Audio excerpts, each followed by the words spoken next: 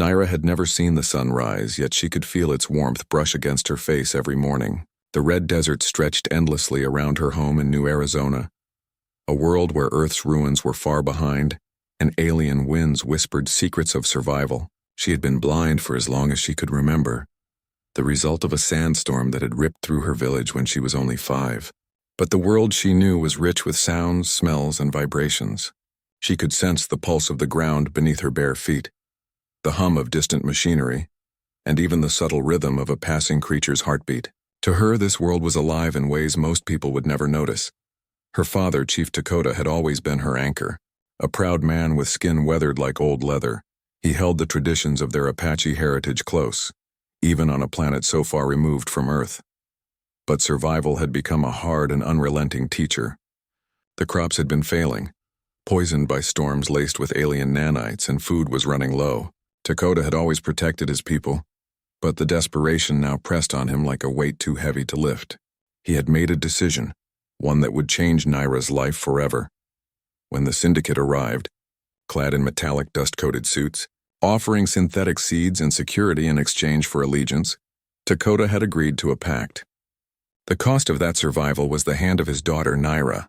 In marriage to Cole Mercer, one of the syndicate's men, Naira had felt the words pierce her chest. Marriage, a thing she had never imagined, now loomed over her like a shadow in the desert. It was not love or choice that drove the arrangement, but necessity. She had tried to speak, tried to plead with her father, but the weight of responsibility and the unspoken fear in his eyes silenced her. Duty, honor, survival, these were the pillars on which their lives rested. Naira had learned early that anger alone could not change a father's heart when the village's life was at stake. So she accepted. She learned to cloak her fear and resentment in silence, listening to the world around her with sharper senses than ever before. Cole Mercer was different than she expected. The first time she met him, he spoke gently, not with the arrogance she had imagined a syndicate man would carry. His voice had a steady, calm rhythm, and his touch when he guided her hand was careful and deliberate. He did not treat her as property, he treated her as a person. Yet she could feel the tension in his body, the awareness that he was an outsider in a land that had its own rules and history. He had a presence that seemed to belong somewhere, yet not here. She felt both wary and curious. Life with him was a study in contradictions. He built small devices to help her navigate the homestead, creating instruments that converted sound into vibration she could interpret, and reading to her from old Earth archives. She learned about stars, about machines, about distant worlds humans had once called home. Naira found herself understanding him in ways that went beyond words, sensing his intentions, reading the subtle cues of his behavior, and measuring them against the rhythms of the desert she knew so well. One evening, while the orange sun dipped behind jagged rock formations, she heard a low hum in the distance. It was not the wind nor a creature she recognized. She moved closer to the sound, guided by the vibrations of the ground and the resonance of the metal around the syndicate outpost. Her instincts were sharp and her intuition rarely failed her. She overheard a conversation between syndicate drones, voices encoded but faint enough to be deciphered through her makeshift listening devices. They were planning to mine the land, to extract the alien nanites beneath her village, disregarding the damage it would cause. Her heart raced. The threat was not just to her people, but to the balance of the land itself. She rushed to Cole and explained what she had heard, her voice trembling with urgency. He listened, his brow furrowing as he processed her words. Unlike many others, he believed her immediately. Together, they devised a plan to gather evidence, a way to reveal the syndicate's intentions to the wider settlements. Nights were spent in the dark, navigating the desert by touch and sound, mapping hidden machinery, and recording the drone's transmissions. Their trust grew, slowly and carefully, bridging the gap that duty and fear had created. Amid the tension, a strange sense of closeness developed between them. Naira had never allowed herself to imagine love or connection, yet Cole's steady presence, his willingness to understand her world without pity, began to fill the spaces she had once reserved for anger. She felt a complicated warmth, a trust that was both foreign and comforting, but she did not allow herself to hope. Hope, she knew, could be a dangerous thing in a land as harsh as this.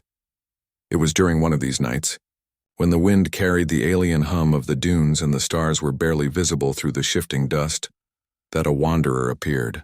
He was an old biotechnologist, traveling alone with knowledge of alien technology and a reputation for creating miraculous devices.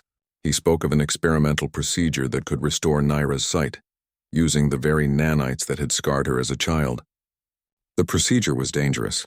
It could either heal her or kill her, or worse, drive her mind into chaos. Cole's protest was immediate and fervent, his hand gripping hers as he pleaded for her not to risk it. But Naira had already decided. "I need to see the truth," she said, her voice steady despite the fear bubbling inside her. Not just for me, but for all of us. She wanted to witness the sky her mother had described, the sky that had guided their ancestors for generations. She wanted to see the land that had always sung to her through vibrations and whispers, and she wanted to see the world as it truly was, not just as she imagined it. The operation was performed under the pale glow of synthetic lamps, the desert wind whistling outside as if aware of the life-changing event within. Pain shot through her head as the nanites integrated with her optic nerves. She cried out, gripping Cole's hand so tightly it left marks. Her body racked with spasms as the world of darkness she had known collided with light she had never experienced. Dakota watched helplessly, torn between fear for his daughter and admiration for her bravery. Cole stayed by her side, whispering words of encouragement, grounding her in the real world even as her mind teetered on the edge.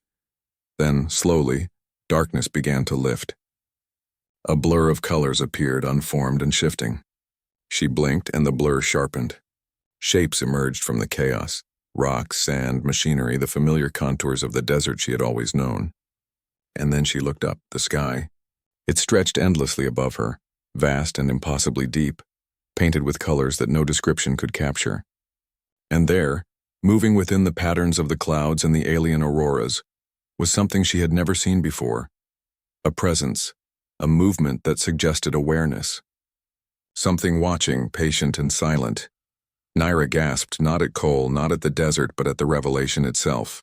The land was alive in ways even her enhanced senses had never conveyed. The sky held secrets, intelligence, and perhaps even a message meant for humans who dared to survive on this alien world. The first thing she wanted to see was not the man beside her, nor the structures around her, but the truth above. And in that moment, she understood that her life was no longer simply about survival or duty. It was about choice, vision, and the courage to confront whatever watched from the heights of the alien sky. Her father approached slowly, placing a hand on her shoulder. "You see it?" he asked quietly. Naira nodded, unable to speak at first, overwhelmed by the realization that the world was far larger, far more complex than she had ever imagined. And yet, despite her fear, a spark of hope ignited within her. The syndicate, the desert, the unknown entities in the sky. They were challenges, but she was ready to face them. Cole squeezed her hand, understanding the unspoken words between them. Together, they would navigate this new reality, each step guided not just by survival, but by the strength of human ingenuity and the resilience that had always defined her people. The world had changed, and so had she. But the heart of Naira's spirit remained steadfast, fearless, aware, and ready to confront the mysteries that awaited. And as she opened her eyes fully, seeing the strange patterns and colors of the sky, Naira whispered to herself, "There's something in the sky watching us." The desert wind carried her words away, but in them lay a promise. The journey was just beginning, and she would see it through whatever it took. Naira's heart raced as she took her first careful steps through the desert, her newly opened eyes drinking in a world she had only imagined through sound and touch. The red sand stretched endlessly, dotted with jagged rocks and the skeletal remains of long-abandoned settlements. Above her, the sky pulsed with colors she had never known, swirls of green, violet, and gold, cast by the alien auroras that danced across the horizon. But it was more than beauty that captured her gaze. Something moved within those shimmering lights, a presence that seemed deliberate and aware, observing from a distance. Cole stayed close, his hand occasionally brushing hers as he guided her over uneven terrain. "It's amazing, isn't it?" he said softly, his voice steady but full of awe. "I've seen it every day, but I never stop noticing it." Naira shook her head slightly. "It's more than that. It's intelligent. I can feel it." Cole raised an eyebrow, unsure if she meant her instincts or the strange perception that had always marked her since birth. You mean the sky? Yes, Naira said, her voice firm. It's alive in a way we can't explain yet, and I think it's trying to tell us something. The biotechnologist who had restored her sight, an old man named Kale, had warned her about the risks. The nanites that allowed her to see were not just tools, they were partly alien. They interacted with her mind, enhancing her perception. Now looking at the sky, she understood the warning more clearly. The light patterns were not random. They followed subtle rhythms, pulses that seemed to correspond with something beneath the ground. Cole frowned. Do you think it has to do with the syndicate? Naira nodded slowly. Yes, they want to mine the nanites, but the sky, it's warning us. There's more here than just resources. Something important is being protected. Dakota approached, his face lined with worry. If what you say is true, daughter, then we cannot wait. The syndicate will strike before we can even understand what's happening. Naira glanced at him, her father's steady presence grounding her. She realized that survival meant more than seeing, it meant acting. We have to stop them, father. But not just with weapons. We have to outthink them. Use our minds, our people, and the land itself. Cole nodded, determination settling in his eyes. Then let's begin. They returned to the village and called a council of elders. Naira's words carried weight. Her sight, combined with her natural intuition, allowed her to describe the movements in the sky and the patterns beneath the desert in ways no one else could. Maps were drawn, plans were discussed, and a strategy began to form. They would not confront the syndicate directly. That would be suicide. Instead, they would use the terrain, the desert's natural defenses, and the alien signals themselves as tools. Days passed in preparation. Naira trained herself to read the subtle vibrations of the nanite currents beneath the ground, learning to sense where the syndicate machines were positioned and predicting their movements. Cole helped modify the village's old machinery, turning ordinary devices into clever traps and alarms. Dakota led the people in drills, ensuring that every man, woman, and child knew their role. One night, as the twin moons rose over the horizon, Naira climbed to a high ridge, her eyes scanning the alien auroras. She noticed a change in the sky's patterns, a subtle shift, a darker pulse. Her stomach tightened. They're coming, she whispered to herself. Soon. The syndicate arrived at dawn, their machines glinting in the early light. Drones flew overhead, scanning the desert, and heavy vehicles rumbled toward the village. But Naira and her people were ready.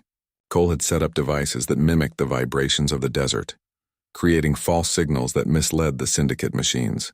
The sky itself seemed to pulse in alignment with Naira's perception, guiding the villagers' defenses. As the first syndicate drones landed, Naira stepped forward. She raised her arms, using a combination of gestures and devices to manipulate the energy pulses around them. To the syndicate soldiers, it appeared as though the desert itself had come alive, shifting and reshaping to block their path. Machines faltered, sensors went haywire, and confusion spread through the ranks. Dakota's warriors emerged from hidden positions, striking strategically. They did not fight recklessly. Each move was calculated, timed with the disturbances in the air and the patterns in the sky. Cole led small teams, disabling vehicles and sabotaging engines, his engineering skills turning every tool into a weapon of advantage. Naira's eyes were drawn to the auroras above. She noticed the presence again, stronger now, almost tangible. It pulsed in a rhythm that matched the syndicate's failing systems. She realized she could communicate with it, not with words, but with focus, sending her intentions through the vibrations she felt coursing through the land. Slowly, the energy above responded, amplifying the disruptions and giving her people a strategic edge. Hours passed in a blur of movement and sound. The syndicate was powerful, but they were not prepared for the combination of human ingenuity, tribal knowledge, and the alien intelligence guiding them. One by one, their machines failed, their drones crashed, and their soldiers were forced to retreat. Naira, standing on the ridge with Cole beside her, watched as the last of the syndicate vehicles disappeared over the horizon. The desert was quiet again, save for the soft wind carrying grains of red sand across the landscape. The villagers gathered around, cheering, but Naira's eyes were fixed on the sky. The presence above seemed to pause, then slowly receded, leaving behind a soft glow that bathed the desert in a gentle light. She felt a sense of understanding, as if the sky had acknowledged their courage and ingenuity. Dakota approached her, pride shining in his eyes. "You have done what no one else could," he said softly. "You have seen and you have led us to victory. Naira turned to Cole, who offered a small, tired smile. "We did it together," he said. "Humans and whatever that was." Naira smiled, feeling a warmth she had never known. Her sight had given her more than just vision. It had given her perspective, insight, and the ability to act. She realized that humans were remarkable not because of strength alone, but because of their ingenuity, their ability to adapt, and their courage in the face of the unknown. The days that followed were filled with rebuilding and reflection. Naira and Cole worked side by side, helping the village thrive once more. They mapped the land carefully, learning to interpret the subtle signals of the sky and the nanites beneath the surface. Dakota ensured that the traditions of their ancestors were preserved, even as the village adapted to the new world around them. One evening, as the sun set and painted the sky in hues of red and gold, Naira climbed the ridge once more.